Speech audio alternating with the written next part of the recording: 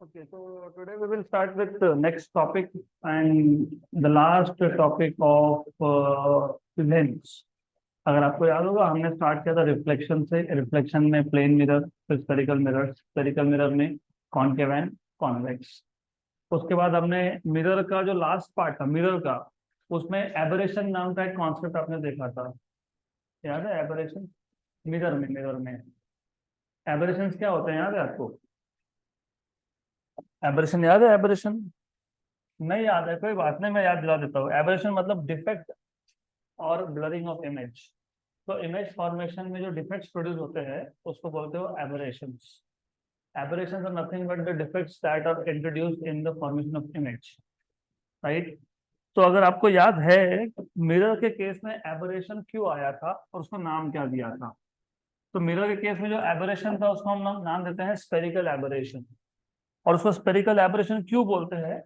क्योंकि हमने जब इमेज फॉर्मेशन का थ्योरी देखा था उसमें अजम्पशंस थे। अजम्पशन था कि जो भी रेज आ रहे हैं दे आर पैराएक्सियल।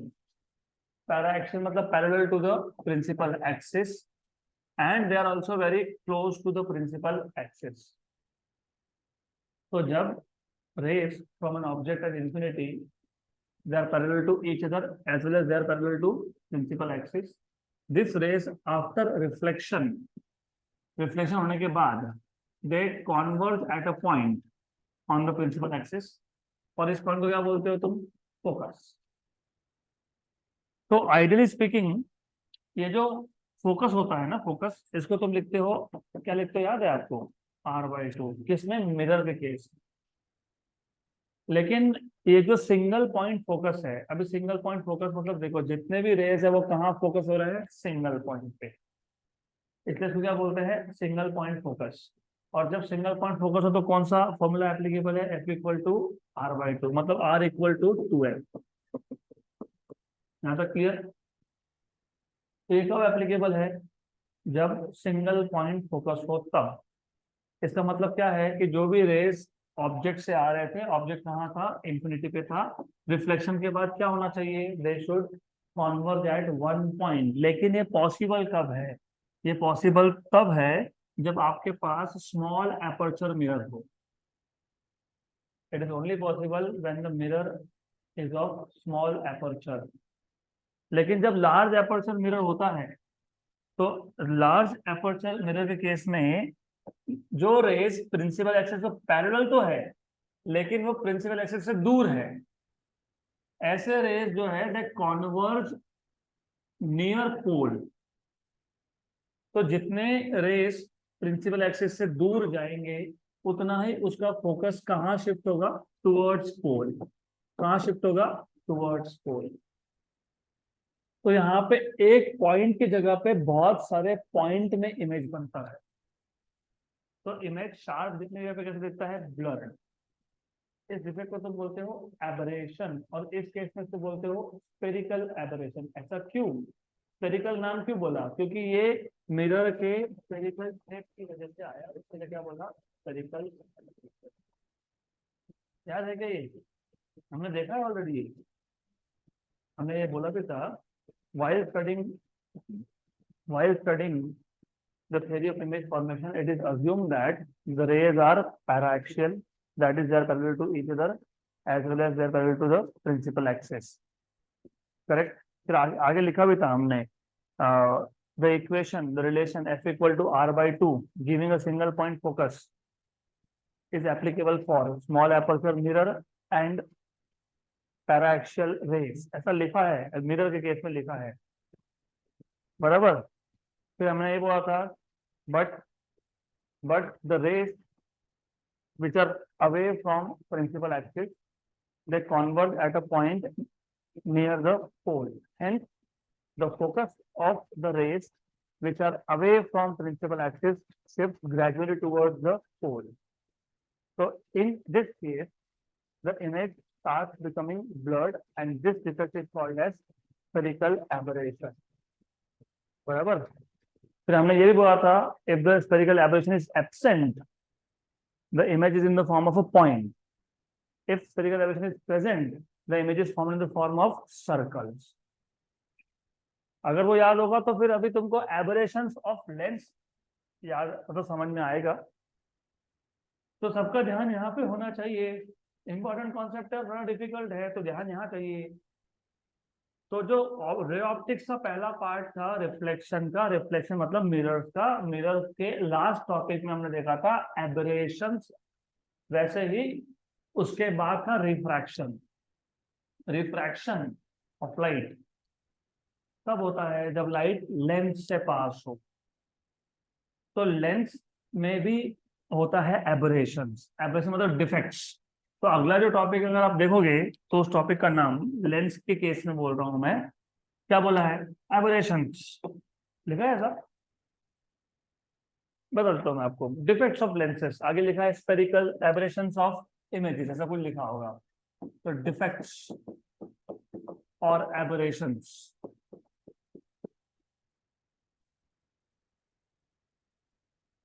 नोट्स में उसका टाइटल है डिफेक्ट्स ऑफ लेंसेस या aberrations of optical images. Good. तो अब ये लेंस में एबरेशन कहां से आया? मिरर में तो समझ में आ गया ना, मिरर में क्यों आया था? Because of spherical shape.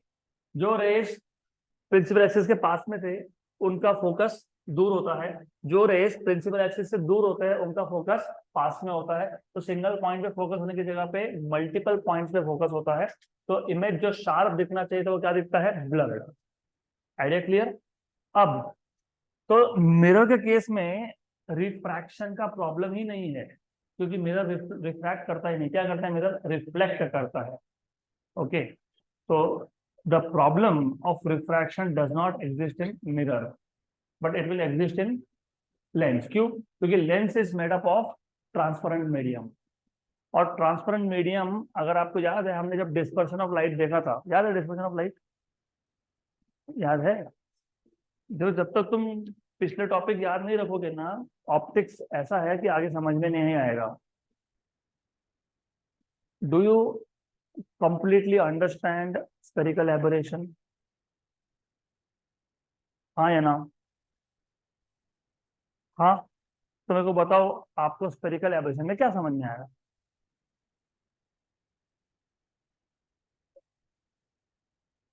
हाँ हाँ, मतलब जो ऑब्जेक्ट से रेज आ रहे थे, अगर वो प्रिंसिपल एक्सिस के पास में है और पैरेलल है तो फोकस इज अवे, और जो दूर है प्रिंसिपल एक्सिस से focus is near to the pole. मतलब एक पॉइंट पे फोकस नहीं हुआ, उसकी वजह से क्या हुआ?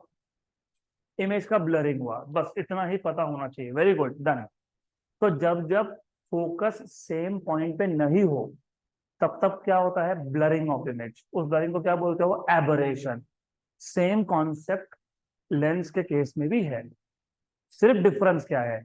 मिरर में जो एबरेशन था वो रिफ्लेक्शन की वजह से था, क्योंकि मिरर ये ट्रांसपेरेंट नहीं होता है। तो मिरर में रिफ्रैक्टिव इंडेक्स का बात ही नहीं करते हम लोग। कहीं देखा था रिफ्रैक्टिव इंडेक्स ऑफ मिरर? होता ही नहीं है। लेकिन जब तुम लेंस की बात करते हो, लेंस मतलब वहां से लाइट आर पार होता है, तो जब लाइट मीडियम चेंज करता है तब रिफ्रैक्टिव इंडेक्स की बात आती है। बराबर? तो रिफ्रैक्टिव इंडेक्स का प्रॉब्लम मिरर में है कि नहीं है? मिरर में नहीं है, लेकिन लेंस में है। अब प्रॉब्लम क्या है वो भी समझ लो। हमने लेंस कंप्लीट करने के बाद प्रिज्म थ्योरी क्यों लिया, अब समझेगा। हमने तब एबरेशन की बात क्यों नहीं की, वो अब समझेगा। इससे पहले का टॉपिक क्या था? Dispersion of light. What is dispersion of light?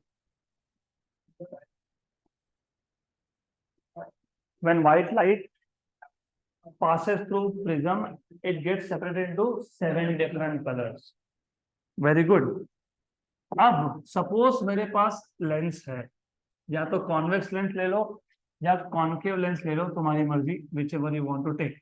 तो इफ यू हैव लेंस इधर कॉन्वेक्स और concave, whatever it is, lens is made up of transparent medium, और ट्रांसपेरेंट मीडियम का रिफ्रैक्टिव इंडेक्स हर एक कलर के लिए अलग अलग होता है। तो इसका मतलब जब व्हाइट लाइट इस पे इंसिडेंट होगा तो व्हाइट लाइट का क्या होगा? डिस्पर्शन। और आपको याद होगा सबसे कम बेंडिंग किसका होता है, रेड कलर का, सबसे ज्यादा किसका होता है, वॉयलेट का।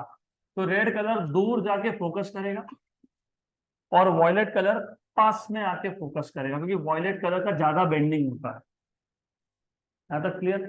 तो यहाँ पे भी सिंगल पॉइंट के जगह पे अलग अलग पॉइंट पे हो रहा है फोकस। तो देखो कॉन्सेप्ट कितना रिलेटेड।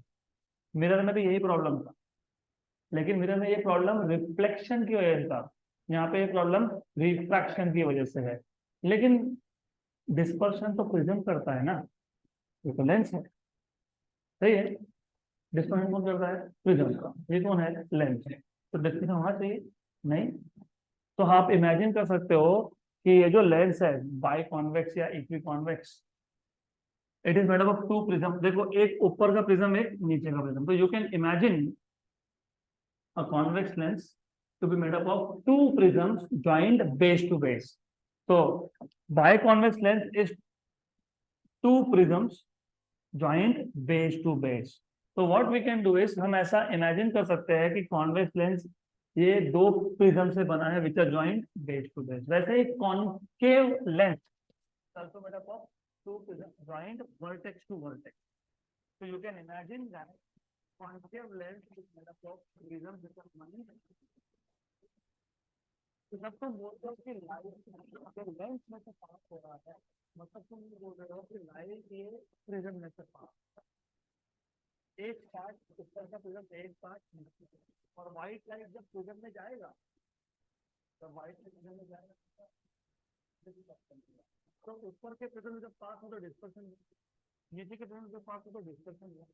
डिस्पर्शन होना मतलब हर एक कलर का फोकस पॉइंट अलग अलग कलर से, तो इमेज जो पॉइंट इमेज बनना चाहिए उसको बनेगा क्या, वो क्या बनेगा, अलग अलग कलर का फोकस कहाँ पे है, अलग अलग पॉइंट पे, बराबर। आपको पता है, आपने ये बहुत सुना है क्या कभी, क्रोमैटिक, नहीं आपने ये नाम सुना है कभी? What is the meaning of monochromatic? What is the meaning of monochromatic? नहीं दादा, क्रोमा मतलब कलर और मोनोक्रोमैटिक मतलब single colour. What is meaning of polychromatic, many colour. तो व्हाइट लाइट क्या होता है, मोनो की poly, polychromatic. Very good, excellent. यहाँ पे जो डिफेक्ट आया या जो एबरेशन आया, ये क्यों आया? अगर मेरे पास व्हाइट लाइट नहीं होता, मेरे पास अगर समझो एक ही colour, imagine I have only one colour, तो फोकस कहाँ पे होता, सिंगल पॉइंट पे होता, तो डिफेक्ट आता क्या, नहीं। ये डिफेक्ट क्यों आया, क्योंकि आपके पास क्या था, व्हाइट लाइट, मतलब कौन सा लाइट था, पॉलीक्रोमैटिक। तो ये एबरेशन क्यों हुआ, बिकॉज ऑफ कलर्स। तो इस एबरेशन को क्या बोलते हैं, क्रोमैटिक एबरेशन। क्या बोलते हैं इसको, क्रोमैटिक एबरेशन। और मिरर में क्या नाम दिया था, spherical aberration, because in that case defect was due to spherical shape of the mirror. In this case the defect is due to colors. So this aberration is known as chromatic aberration. यहाँ तक clear. तो ये सब मैंने आपको theory में लिख के दिया हुआ है, मैं यहाँ पे लिखने का काम नहीं करूंगा क्योंकि it is just waste of time. तो थ्योरी में अगर आप अच्छे से देखोगे, पॉइंट बाय पॉइंट लिया है। while studying image formation due to lenses and mirror, we assume that the rays from the object are paraxial, but in reality the rays may not be paraxial or not even parallel. This leads to defect called as aberrations. फिर हमने नीचे लिखा है chromatic aberration। वहां पे क्या बोला है, in case of mirror there is no dispersion of light। मैंने अभी बताया डिस्पर्शन किसमें होता है, जहां पे रिफ्रैक्शन हो। मिरर में रिफ्रैक्शन होता है कि रिफ्लेक्शन होता है, तो in case of mirror there is no dispersion of light due to refractive index. आगे क्या बोला है, however lenses are prepared using a transparent material medium having different refractive index for different colours. तो हर एक कलर का refractive index क्या है, अलग अलग। उससे क्या होता है, हर एक कलर का बेंडिंग अलग होता है। रेड कलर का सबसे कम डेविएशन होता है और सबसे ज्यादा किसका होता है, वॉयलेट का। तो both convex and concave lens can be imagine to be made up of two prisms, एक केस में ज्वाइंट बेस टू बेस, एक केस में joint vertex to vertex, which means when white light passes through lens it will undergo dispersion. इसका मतलब white light will be separated into 7 different colors, which in return means that each color will be focused at different point, and this will lead to aberration known as chromatic aberration. यहाँ तक clear हुआ? पक्का clear हुआ? अब spherical aberration में और chromatic aberration में और एक डिफरेंस है। अगर आपको स्पेरिकल एबरेशन को करेक्ट करना है, देखो स्पेरिकल एबरेशन में हमारे पास एक कॉन्केव मिरर था, उसके बाद हमारे पास रेस थे which are coming from object at infinity, the rays which are near they are focused at away points, and the rays which are away उसका फोकस होता है नियर पॉइंट पे।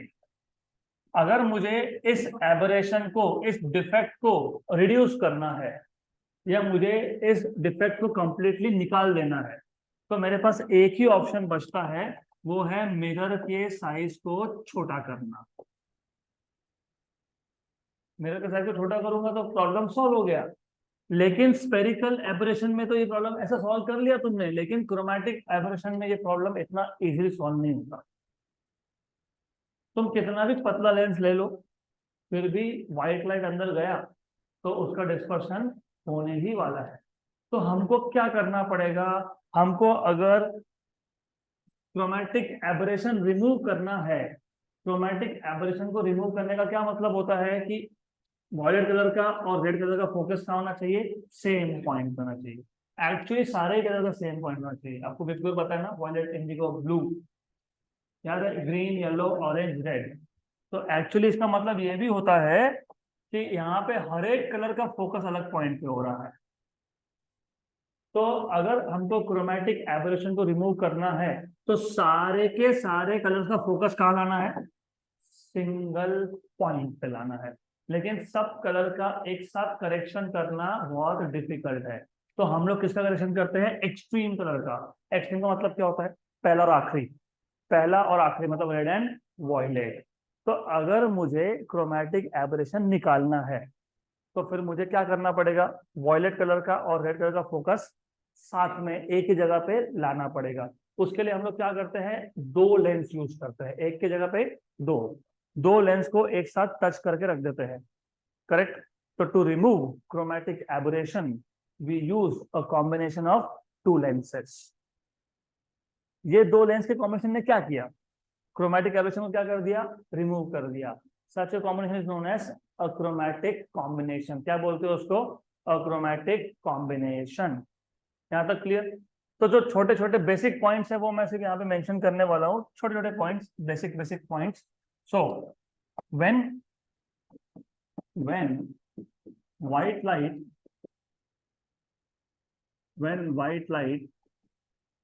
passes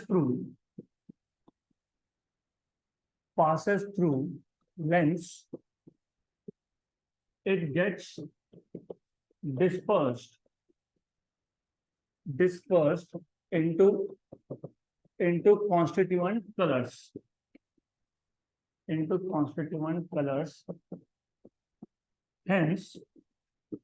hence each color comes to focus at a different point,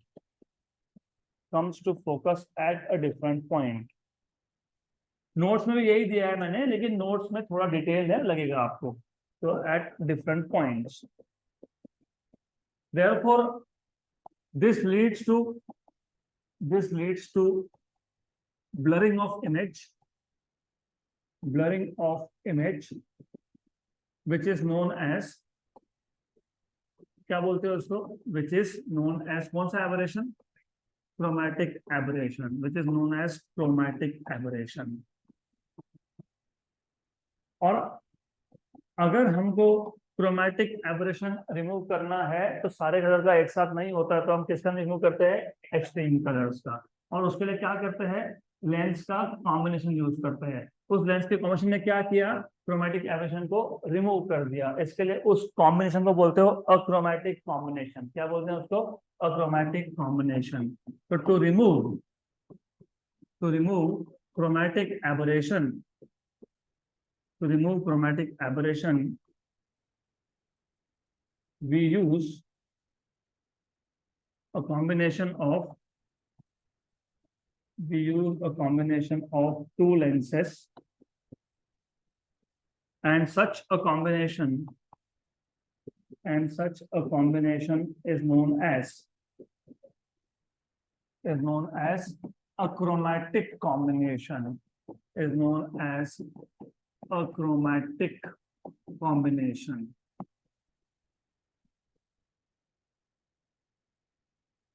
good, यहाँ तक clear, पक्का पक्का, sure sure. अभी इसके आगे पूरा ध्यान दो, ये तो बेसिक थ्योरी था, ये ऐसा ये तुमको याद रहा तो ठीक, क्योंकि मोस्टली तुम जब डिराइव करते हो तो डेरिवेशन लिखना इंपॉर्टेंट होता है एग्जाम में।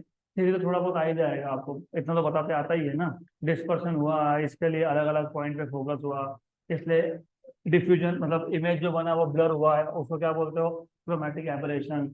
और क्रोमेटिक एबरेशन को रिमूव करने के लिए तुमने क्या किया, दो लेंस यूज किए, उस कॉम्बिनेशन को क्या बोल दिया, achromatic combination.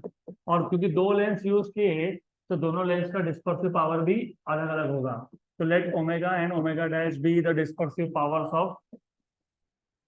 of two lenses, dispersive powers of two lenses।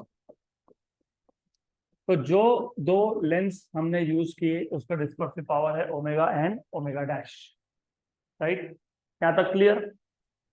अब ये दोनों लेंस का कॉम्बिनेशन मिलके क्या कर रहा है, रेड के और वॉयलेट के फोकस को क्या ला रहा है, सेम पॉइंट पे ला रहा है। करना तो यही था, सारे कलर का फोकस सेम पॉइंट पे लाना है। लेकिन हम लोग फिलहाल किसकी बात करेंगे, पहले और आखिरी की। पहला कलर कौन सा था, रेड, दूसरा क्या है, आखिरी क्या है, वॉयलेट। हाँ ठीक है, वॉयलेट एंड रेड, तो दोनों का फोकस क्या कर दिया, सेम पॉइंट पे लाया, वेरी गुड। लेकिन अभी आपको और एक चीज पता होनी चाहिए, अगर मेरे पास दो लेंसेस है और अगर मैं दो लेंस को एक डिस्टेंस पे रख रहा हूँ डी पे, और पहले लेंस का फोकल लेंथ है f1, दूसरे का है f2, तो कॉम्बिनेशन का फोकल लेंथ, ये दोनों लेंस ऐसा बिहेव करेंगे कि ये दोनों मिला के एक सिंगल लेंस है। तो उस कॉम्बिनेशन का फोकल लेंथ आता है 1/f1 plus 1/f2 minus d upon f1 into f2, where d is the distance between two lenses. अब मेरे को एक बात बताओ, अगर हमने ये दोनों लेंस को टच करके रख दिया तो d की वैल्यू कितनी हो गई, 0। तो d की वैल्यू क्या हो जाएगी, 0। तो दो लेंस को टच किया तो फिर लेंस का कॉम्बिनेशन का फोकल लेंथ क्या आएगा, 1/f1 प्लस 1/f2। पक्का पक्का, sure, okay, very good, excellent, तो ये पता होना चाहिए। तो F R equal to F P, क्या मैं ऐसा लिख सकता हूँ क्या, 1/f2 इक्वल टू 1/fr, कर सकते हैं ऐसा, यस, सिर्फ रेसिप्रोकल ले लिया, ओके। बट क्योंकि हमने दो लेंस का कॉम्बिनेशन यूज किया है, तो what is focal length of combination, 1/f1 plus 1/f2, this is focal length of combination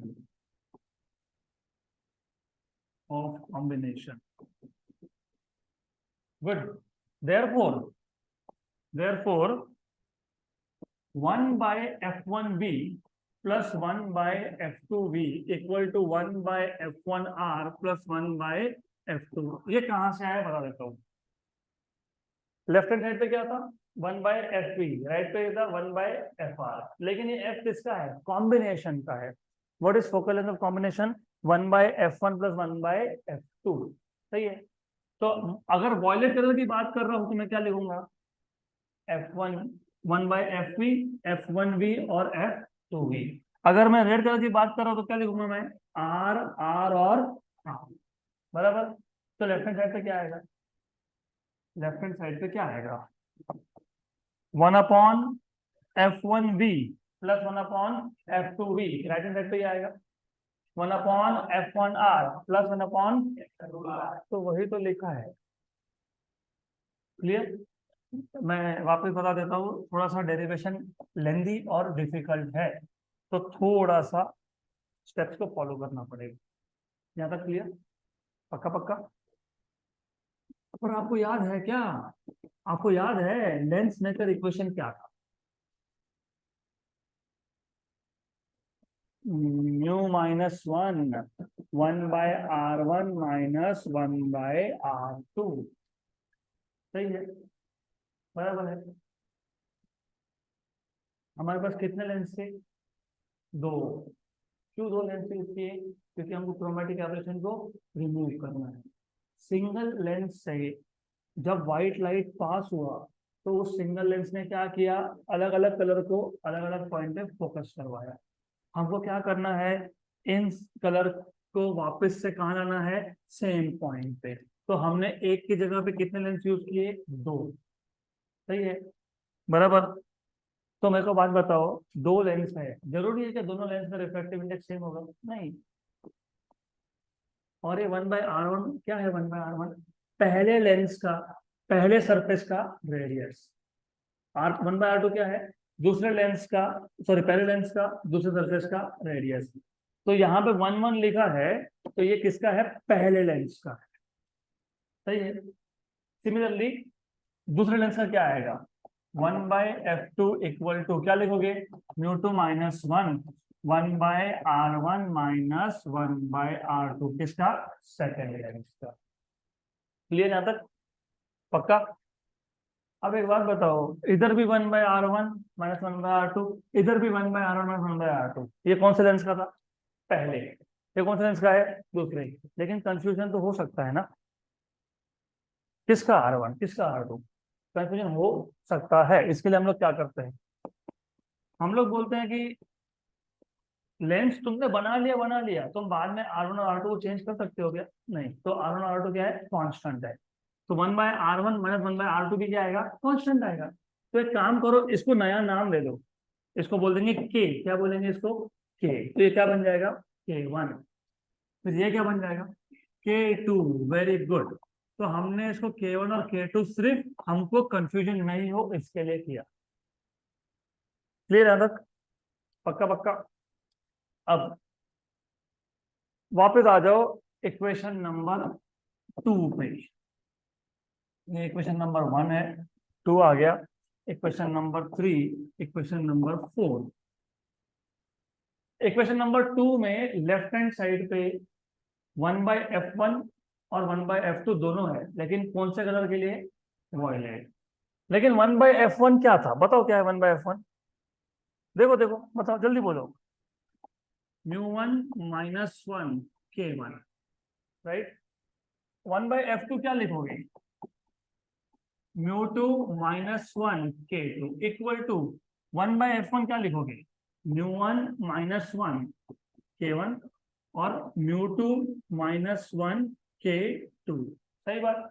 लेकिन लेफ्ट हैंड साइड पे कौन से कलर के लिखोगे, वॉयलेट। तो वॉयलेट और यहाँ पे वॉयलेट और यहाँ पे वॉयलेट और यहाँ पे भी वॉयलेट। गलत। क्यों गलत, R1 और R2 ये रेडियस है, किसका रेडियस है, लेंस के सरफेस का। सही है। अब व्हाइट लाइट में रेड कलर आए कि वॉयलेट आए कि येलो आए कि ग्रीन आए या कुछ भी आए, R1 R2 चेंज होगा क्या? नहीं होगा ना चेंज। कैसा होगा, देखो रेड कलर आया तो वो पतला हो गया, वॉयलेट आया तो वो मोटा हो गया, ऐसा होता है क्या? नहीं। तो R1 R2 क्या है, कांस्टेंट है। कोई भी कलर हो, R1 R2 की वैल्यू क्या है, सेम है। तो K1 की वैल्यू क्या है, सेम है। इसलिए कलर के साथ K1 K2 चेंज नहीं होता है। राइट साइड में तो वॉयलेट लिखा, सॉरी लेफ्ट में तो वॉयलेट लिखा, राइट में क्या लिखोगे, रेड। और क्या लिखोगे, रेड। आगे ध्यान में यहाँ तक? पक्का पक्का, श्योर श्योर। अब जिन दो टर्म्स में K1 है उसको एक साइड पे, और जिन दो टर्म्स में K2 है उसको दूसरे साइड पे। मतलब मुझे इसको लेके जाना पड़ेगा लेफ्ट साइड पे, और μ2 भी माइनस 1 K2 को लाना पड़ेगा राइट साइड पे। तो क्या बन जाएगा, μ1 भी minus 1 K1 minus μ1 R minus 1 K1। सही है।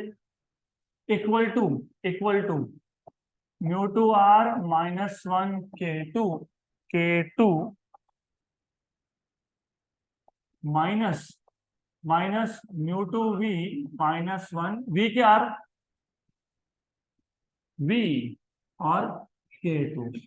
फिर यहाँ से क्या कॉमन निकलेगा, K1, क्या बचा, μ1v -1 minus μ1r minus minus +1, minus और माइनस हो गया प्लस, यहाँ से कौन कॉमन आ गया, K2, μ2r -1 minus μ2v minus minus plus, -1 +1 cancel, तो K1 μ1v माइनस μ1r, हाँ, equal to K2 μ2r minus μ2v।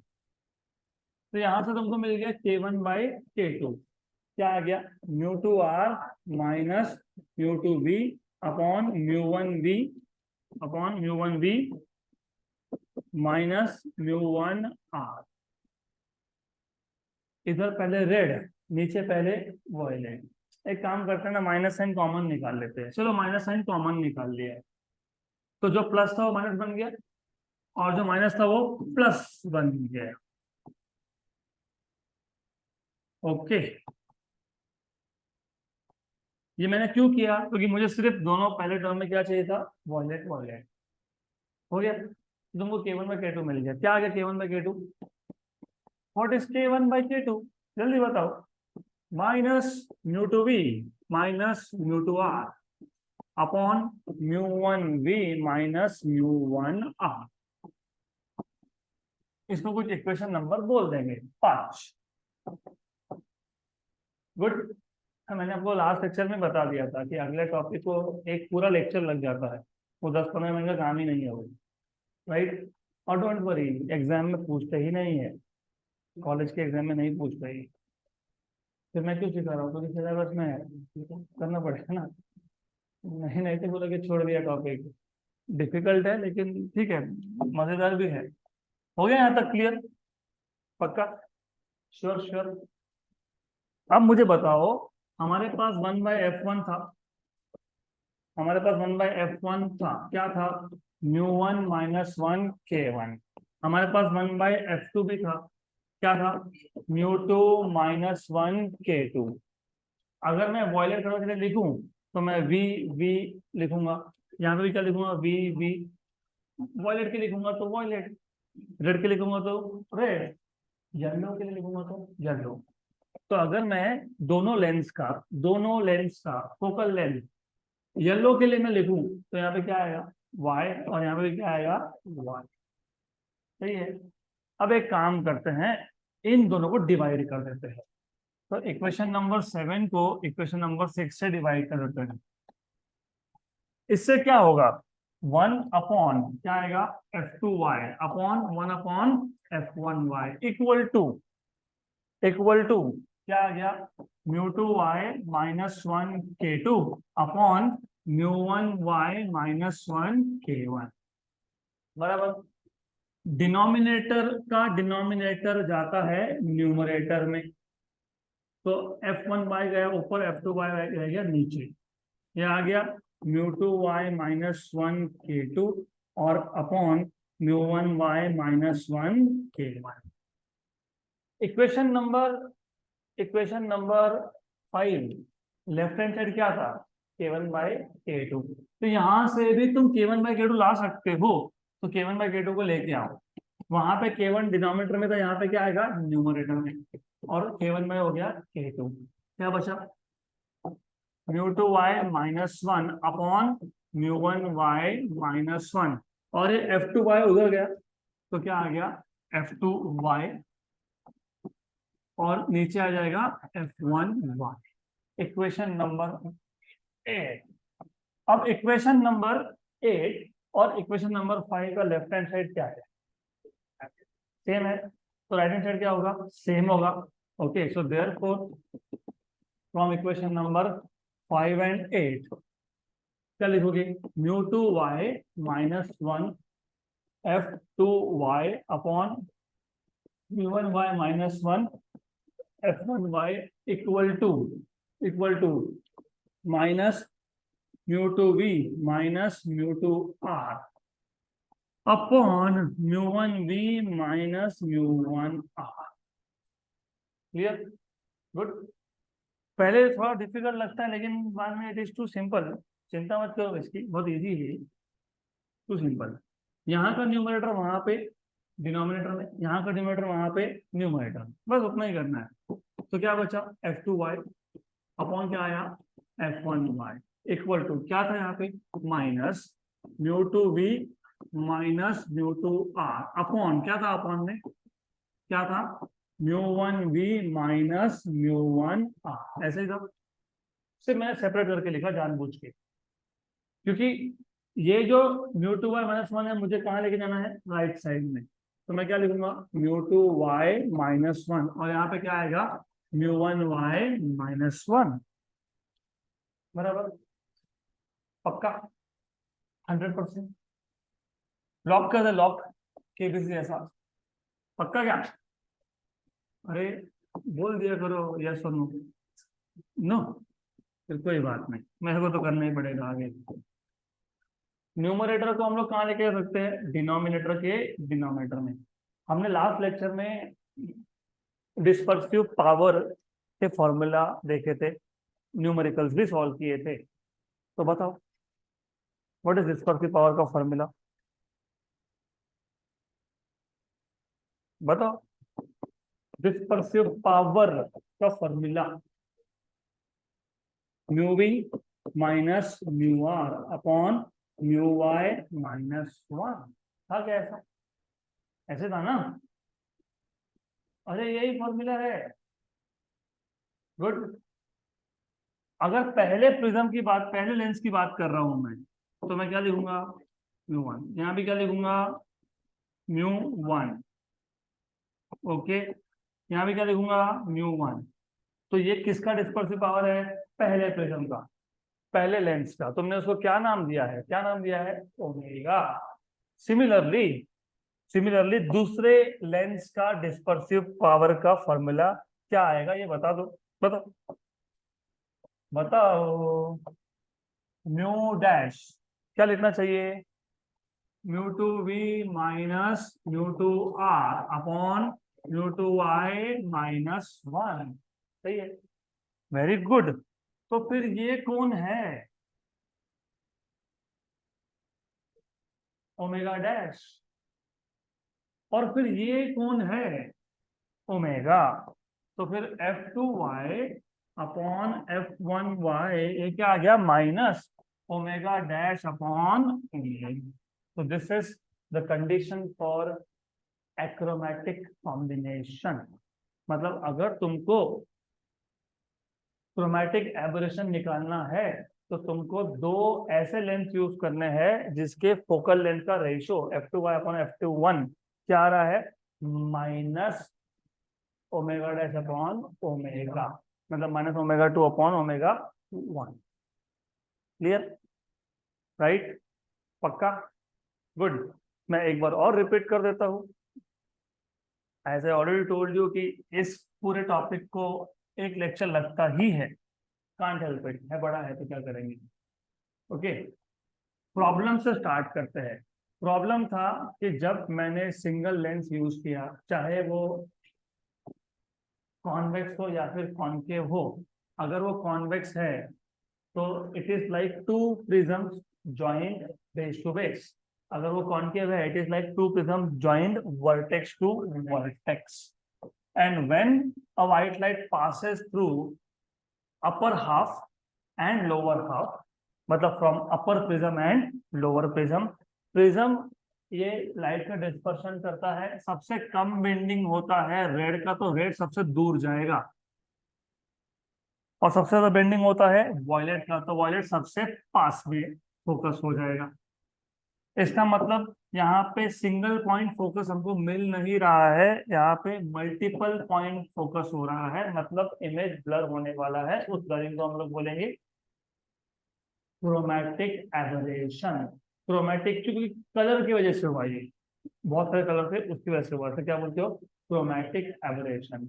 अब अगर मुझे क्रोमैटिक एबरेशन नहीं चाहिए, मतलब मुझे वॉयलेट और रेड का फोकस सेम पॉइंट पे चाहिए, तो सिंगल लेंस से तो होगा नहीं। इनफैक्ट ये प्रॉब्लम ही सिंगल लेंस ने क्रिएट किया था, तो हमको कितने लेंस यूज करने पड़ेंगे, दो, और दोनों से कैसे रखोगे, कॉन्टैक्ट में, एक दूसरे को टच करके रखोगे। तो एक काम करेंगे, हमको अगर ये एबरेशन रिमूव करना है तो हम ऐसा कुछ करने वाले हैं। कैसा? ऐसा दो लेंस रखने वाले हैं कांटेक्ट में। हो सकता है कि एक लेंस कॉन्वेक्स और दूसरा लेंस कॉन्केव हो सकता है। और दो लेंस के कॉम्बिनेशन में क्या किया? ऐसा किया कि वापस से दोनों कलर के फोकस को कहाँ लाया? सेम पॉइंट पे ला दिया। मतलब उसने क्या किया basically? F V equal to क्या कर दिया? F R. मतलब 1/FV इक्वल टू 1/FR। लेकिन जब हमारे पास दो लेंस का कॉम्बिनेशन हो तो 1/फोकल में होता है 1/F1 प्लस 1/F2। कंडीशन ये है कि दोनों लेंस एक दूसरे को टच करने चाहिए। अगर वैसा नहीं है तो -D/F1 इंटू F2। ये आपको सिर्फ सीईटी के लगने वाला है। लेकिन हमने दो लेंस को कैसे रखा है? In contact. तो क्या आएगा? 1/F1 plus 1/F2। Left hand side पे सिर्फ वॉल्यूम कलर की बात हो रही है, तो 1/F1V plus 1/F2V equal to 1/F1R plus 1/F2R। हो गया क्लियर? लेकिन 1/F हमको लेंस मेकर इक्वेशन से पता रहता है। It is mu minus 1/R1 minus 1/R2 में 1/R1 1/R2 कांस्टेंट है, तो मैंने इसको क्या बोल दिया है? के बोला है ना, के। और अगर पहले लेंस की बात कर रहे हो तो 1/F1 equal to μ1 minus 1 K1। मैं थोड़ा शॉर्टकट यहाँ यूज कर रहा हूँ, ये डिवीजन है। 1/R1 माइनस 1/R2 क्या बोला तुमने? के। तो पहले लेंस के लिए क्या बोलोगे? K1। दूसरे के लिए क्या बोलोगे? K2। क्लियर? और दूसरे लेंस के लिए क्या बोलोगे? उसको K2। ये क्या आ जाएगा? -1 K2। अब ये दोनों यहाँ पे सब्स्टिट्यूट कर देना। 1/F1V 1/F2V। पहले तो बताओ what is 1/F1? What is 1/F1? μ1 minus 1 K1। What is 1/F2? μ2 minus 1 K2। Left hand side में कौन से कलर की बात हो रही है? Violet. Equal to μ1 minus 1 K1 plus μ2 minus minus 1 K2। कौन सा कलर की बात हो रही है? रेड की। इसके बाद क्या करोगे? K1 वाले टर्म्स एक साइड पे, K2 वाले दूसरे साइड पे। तो μ1V minus 1 K1 minus μ1R minus 1 K1 equal to μ2R minus 1 K2 minus μ2V minus 1 K2। K1 common आ गया। μ1V minus 1 minus μ1R minus minus plus 1 equal to K2 common आ गया। μ2R minus 1 minus μ2V minus minus plus -1 + 1 cancel हो गया। तो क्या आया? K1। क्या आया? μ1V minus μ1R equal to K2। क्या आया? μ2R minus μ2V। तो K1/K2 यहाँ से मिल गया μ2R minus μ2V upon μ1V minus μ1R। Minus sign ऊपर से बाहर निकाल लिया, तो μ2V minus μ2R upon μ1V minus μ1R। तो तुमको फाइनली मिल गया K1/K2 μ2V minus μ2R upon μ1V minus μ1R। हो गया क्लियर? माइनस साइन के साथ। बराबर?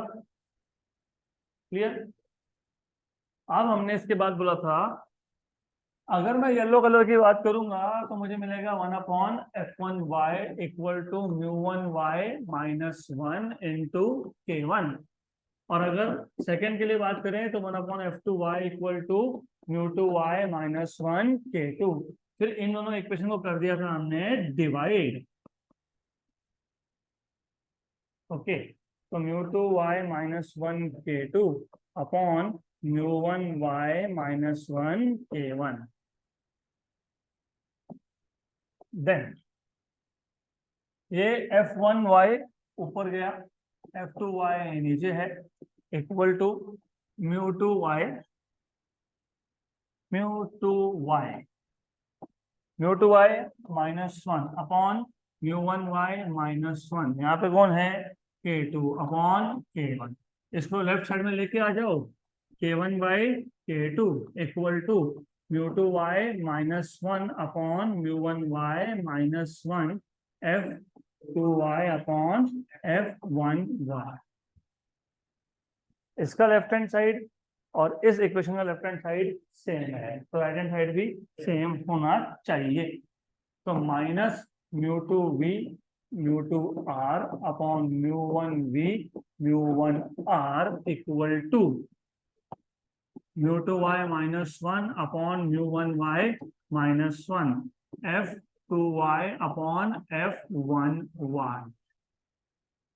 हो गया, पक्का पक्का श्योर। तो एक काम करेंगे, इस टर्म को इधर लेके आ जाएंगे, तो minus μ2v minus μ2r upon μ1v minus μ1r। इसको उठाया, डिनोमिनेटर में लेके आ गए, इसको उठा के न्यूमरेटर में लेके चले गए, तो राइट हैंड साइड में सिर्फ क्या बच गया, F2y अपॉन F1y। बराबर, पक्का पक्का श्योर श्योर। ये डिनोमिनेटर के डिनोमिनेटर में जा सकता है, ये डिस्पर्सिव पावर का फॉर्मूला है, लेकिन कौन से प्रिज्म, कौन से लेंस का, दूसरे लेंस का। ये किसका है, पहले लेंस का। तो तुमको फाइनली क्या फॉर्मूला मिला बताओ, F2y upon F1y equal to minus ω2 upon ω1। लेकिन हमने ω2 को ओमेगा डैश बोला है, ओमेगा डैश, और ω1 को क्या बोला है, omega. So this is the condition for achromatic combination। यहाँ तक क्लियर, पक्का। तो this is the end of lens part and also of prism part. अब जो अगला टॉपिक है, देखो अगर आपको याद होगा, मैं वापस याद दिला देता हूँ, जो पहला लेक्चर था, अभी इतना वास्ट टॉपिक है ये। ऑप्टिक्स के 3 पार्ट है, रे मतलब ज्योमेट्रिकल ऑप्टिक्स, वे मतलब फिजिकल ऑप्टिक्स, और particle nature of light, dual nature of light, particle nature of light. Way optics हम लोग 12th में देखेंगे, पार्टिकल नेचर भी हम लोग 12th में देखेंगे। रे ऑप्टिक्स था हमारा 11th का पूरा फोकस उस पर था। उसमें मैंने बताया था 4 पार्ट्स है, याद है, reflection, refraction, prism theory, optical instruments. Reflection में reflection from plane mirror and spherical mirror, correct. Refraction में refraction from plane surface, single curve surface and lens. Prism में prism theory, prism formula, thin prism, right. ये तीनों हो गए cover. बचा क्या, optical instruments. Optical instrument में 2 type के इंस्ट्रूमेंट्स हमको देखने हैं, एक है माइक्रोस्कोप और एक है टेलीस्कोप। तो ऑप्टिकल इंस्ट्रूमेंट्स में हमारे पास आएंगे 2 टाइप के ऑप्टिकल इंस्ट्रूमेंट्स। एक इंस्ट्रूमेंट हम तब यूज करते हैं जब ऑब्जेक्ट बहुत छोटा और बहुत पास में है, मतलब क्या, माइक्रोस्कोप, ऑब्जेक्ट बहुत छोटा है और बहुत पास में है, तो हम लोग जो इंस्ट्रूमेंट यूज करते हैं उसको देखने के लिए वो होता है माइक्रोस्कोप। और दूसरा है ऑब्जेक्ट बहुत बड़ा है लेकिन बहुत दूर है, टेलीस्कोप। अब माइक्रोस्कोप में 2 टाइप्स हैं, एक को आप बोलते हो सिंपल माइक्रोस्कोप, एक को आप बोलते हो कंपाउंड माइक्रोस्कोप।